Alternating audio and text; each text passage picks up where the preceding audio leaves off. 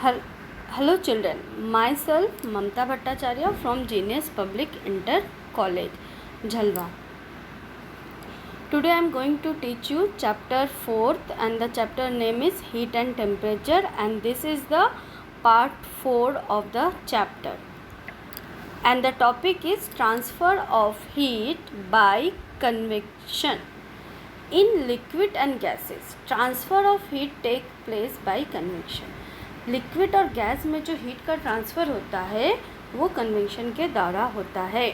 Liquid and gas are fluid, ये दोनों fluid है. In fluid the particles are free to move about within a medium. और जो particles होते हैं फ्लूइड में, जो पार्टिकल्स होते हैं वो फ्रीली मूव कर सकते हैं.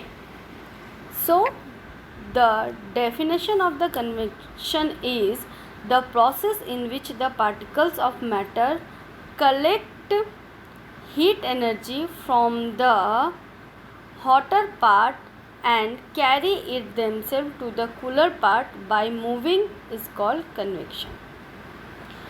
इसमें क्या होता है, जो पार्टिकल्स होते हैं, मेटल्स के जो पार्टिकल्स होते हैं वो हीट एनर्जी को क्या कर लेते हैं, कलेक्ट कर लेते हैं. हॉटर पार्ट से वो हीट एनर्जी को कलेक्ट करने के बाद कूलर पार्ट तक वो इसको कैरी करके पूरे में पहुंचाते हैं.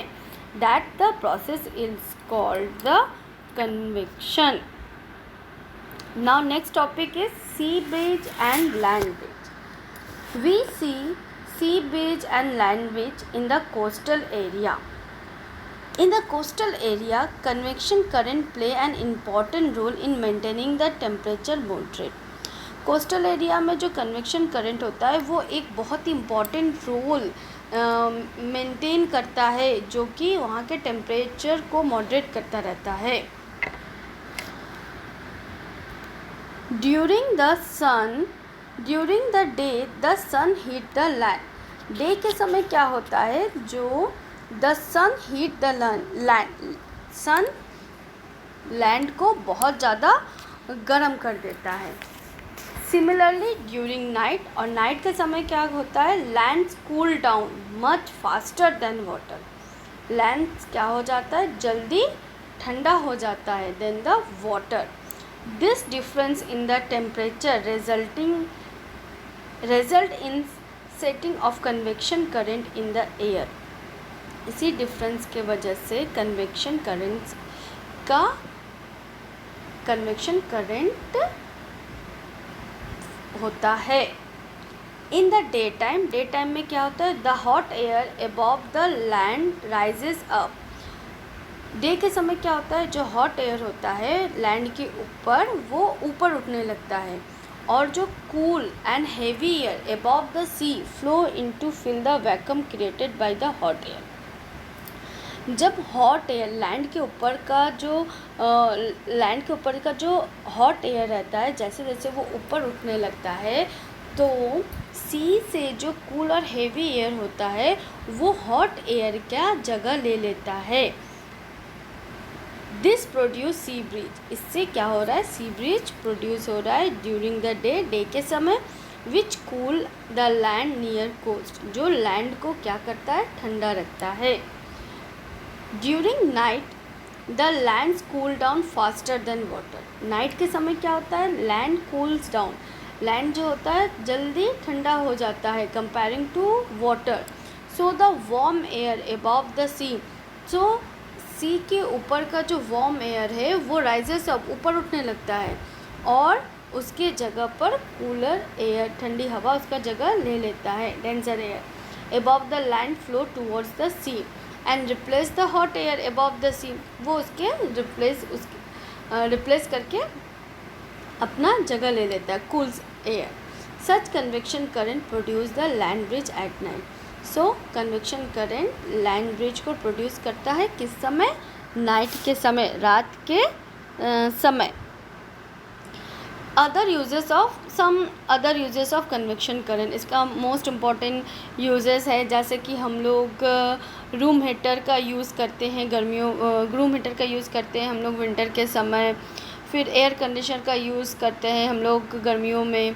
फिर और एग्जॉस्ट फैन जो हम लोग यूज़ करते हैं किचन में।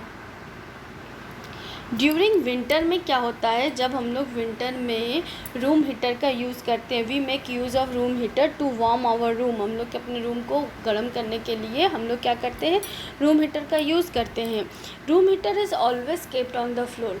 रूम हीटर क्या करता है, ऑलवेज, वो रूम हीटर ऑलवेज हम लोग क्या करते हैं, नीचे ज़मीन से, लैंड से टच होकर हम लोग रखते हैं, क्योंकि rising hot air from the heater gate replaced with the cool air from the side and produce convection current. क्योंकि क्या होता है, हॉट एयर ऊपर चला जाता है और अगल बगल का जो ठंडा हवा है वो हॉट एयर की जगह ले लेता है, और इस तरीके से कन्वेक्शन करंट्स का प्रोडक्शन होता है। This result in warming of the room. इससे क्या होता है, रूम क्या हो जाता है, धीरे धीरे गर्म हो जाता है। नेक्स्ट जो पिक्चर था उसमें था कि एयर कंडीशनर को हम लोग मीन्स एसी को हम लोग हर वक्त क्या करते हैं, विंडो हायर और विंडो लेवल में इसको फिट करते हैं। This is because heavy cold air current move downward from this device. ये क्यों होता है, क्योंकि हेवी कोल्ड एयर जो होता है, ठंडी हवा जो होता है, वो डाउनवर्ड्स नीचे की तरफ जाता है, डिवाइस से नीचे की तरफ जाता है, और गर्म हवा जो होता है वो ऊपर की ओर जाता है, फिर वो ठंडा होकर फिर वो नीचे, तो इस तरीके से ये रिप्लेस होता रहता है।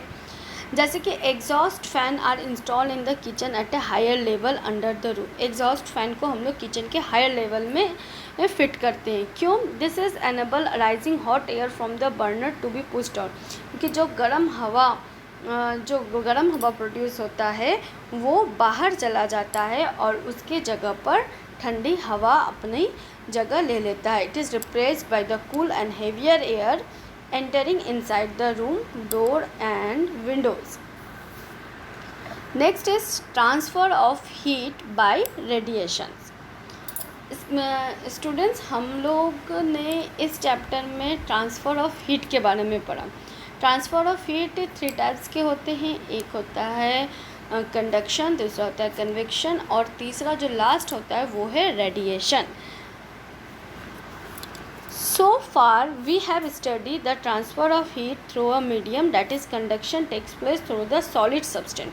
Conduction कहाँ पर होता है, जहाँ पर solid substance, and convection require liquid and gases to transfer heat. और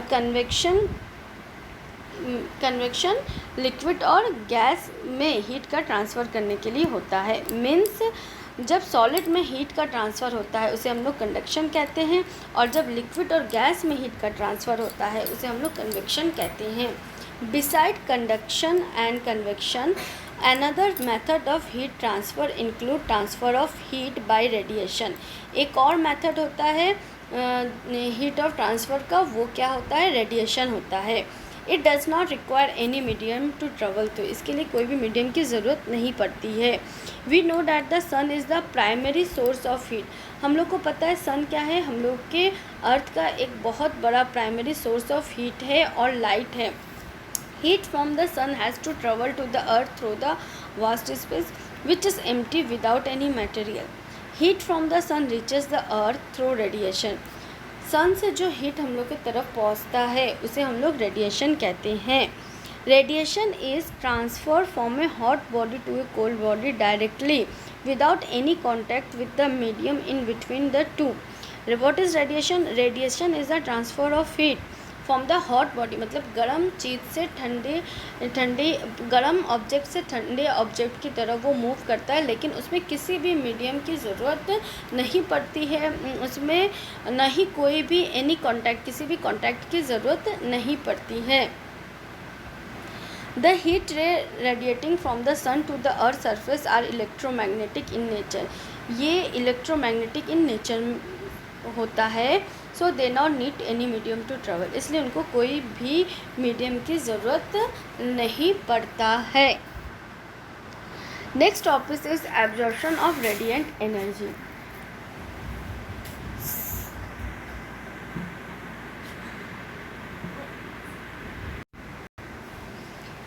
Some factors that govern the amount of heat absorbed by the different objects are as follows.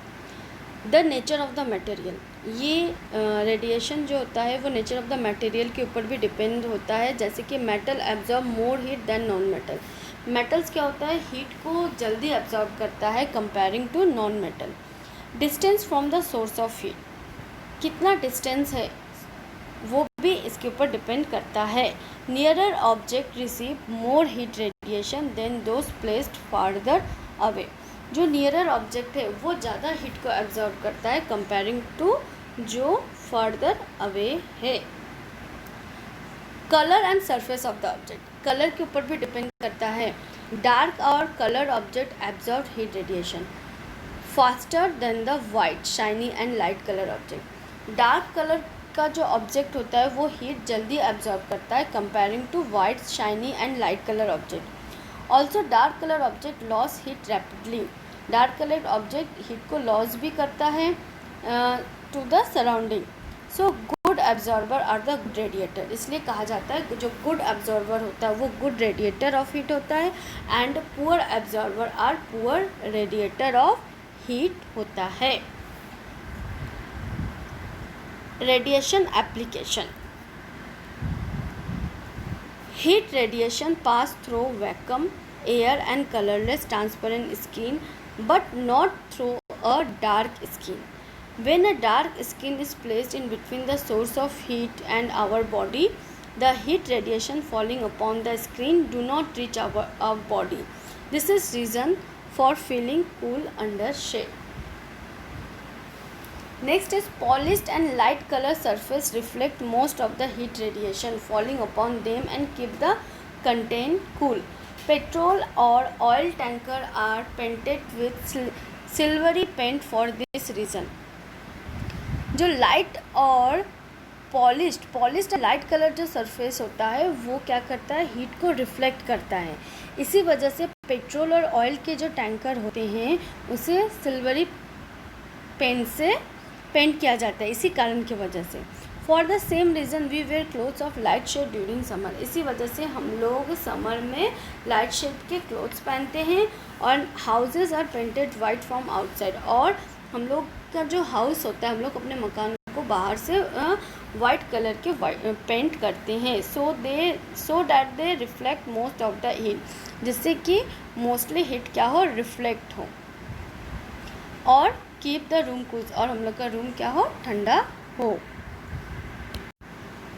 Base of the cooking utensil is kept dark so that they absorb maximum heat from the flame. जो cooking utensil होता है उसका जो base होता है वो dark होता है, क्योंकि डार्क कलर जो होता है वो ज़्यादा से ज़्यादा हीट को एब्जॉर्ब करता है फ्लेम से।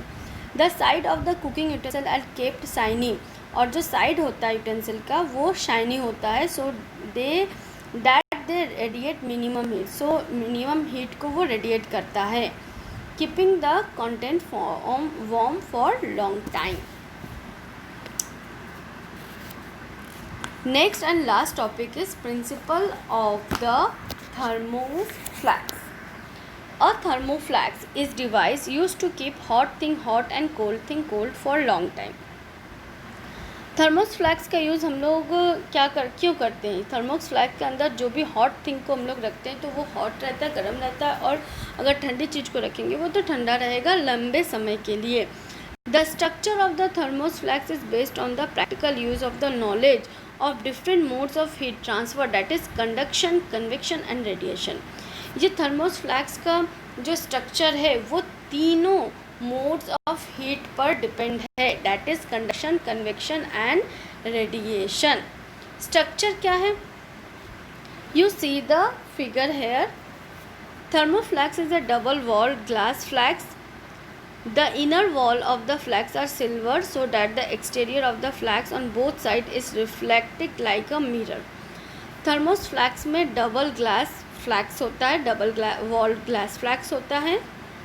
द इनर वॉल्स, अंदर वाला जो वॉल्स होता है, आर सिल्वर होता है, और exterior of the flask on both side, जो एक्सटीरियर होता है फ्लैक्स का वो क्या करता है, रिफ्लेक्टिंग करता है मिरर जैसा। The air in between the two walls of the flask is pulled out and opening is sealed to create a vacuum. जो एयर होता है इन दोनों वॉल्स के बीच में, फ्लैक्स के दोनों वॉल्स के बीच में जो एयर होता है वो एक दूसरे को पुल करते हुए रहता है, जो एक वैक्यूम को क्रिएट करता है। The glass flask is mixed inside a protective metal. Glass flask fix रहता है एक प्रोटेक्टिव मेटल से और thick plastic body with the help of the spring at the base and कॉक pad on side. Reducing heat transfer using a vacuum flask is conduction, convection and radiation. Okay, working क्या है thermos flex का? The shiny silver surface of the flask prevent the transfer of heat from outside to inside or vice versa by reflecting back the radiation. जो shiny silver surface होता है flex का, वो क्या करता है, हीट के ट्रांसफ़र को रोकता है आउटसाइड टू इनसाइड और इनसाइड से outside. The vacuum between the glass walls of a flask prevent the transfer of heat by conduction, convection and the both the mode required a medium to transfer heat. जो vacuum होता है glass walls के बीच में, वो क्या करता है, heat transfer करता है और वो heat transfer by the process of conduction और कन्वेक्शन के दौरान। कॉक और जो plastic stopper on the mouth of the flask is a bad conductor of heat. जो कैप होता है थर्मोस फ्लैक्स का, वो एक बैड कंडक्टर ऑफ हीट होता है, जो क्या करता है, it does not allow loss of heat by conduction of convection. जो लॉस ऑफ हीट को क्या करता है, रोकता है। The space between the glass flask and outer body further reduce the chances of transfer of heat in any way. Now student, I think you understand this chapter by the help of videos.